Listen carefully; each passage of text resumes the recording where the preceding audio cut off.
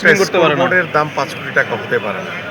যারাই করেছেন তারা আসলে দুর্নীতির জন্য করেছেন। সো আমার এখানে বর্তমানে দুর্নীতি করার কোনো সুযোগ নেই এবং দুর্নীতির শতভাগ লাগাম টেনে ধরার জন্য মাননীয় প্রধানমন্ত্রীর নির্দেশনায় আমি প্রস্তুত রয়েছি এবং আমাদের রেফারিদের যে বিষয়টি রয়েছে সেই রেফারিদের আসলে তারা তো প্রত্যেকটি সেক্টরে গেমসে কিন্তু রেফারির প্রয়োজন হয় বা ক্রিকেটের জন্য আম্পায়ার প্রয়োজন হয়।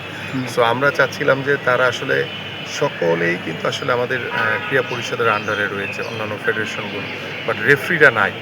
সো আমি আজকে হঠাৎ করে মনে হলো পরে আমি আমাদের নির্বাহী পরিচালকের সাথে কথা বলে যে আমরা পরবর্তীতে সকল রেফারিদেরকে আমাদের ক্রীড়া পরিষদের আওতায় এনে তাদের সুযোগ সুবিধা বা তাদের বসার যে কার্যক্রমগুলো আছে কীভাবে তাদেরকে একটি কমিউনিকেশনের মাধ্যমে তাদেরকে আরও বেশি ইনভলভমেন্ট বাড়াতে পারি বা তাদের যে সুযোগ সুবিধা দরকার সেগুলো যাতে আমরা পর্যাপ্ত পরিমাণ দিতে পারি সেই বিষয়গুলো নিয়ে একটি প্রাথমিক আলোচনা হয়েছে, বাট এটা এখনও নট ইয়েট মানে ফাইনাল।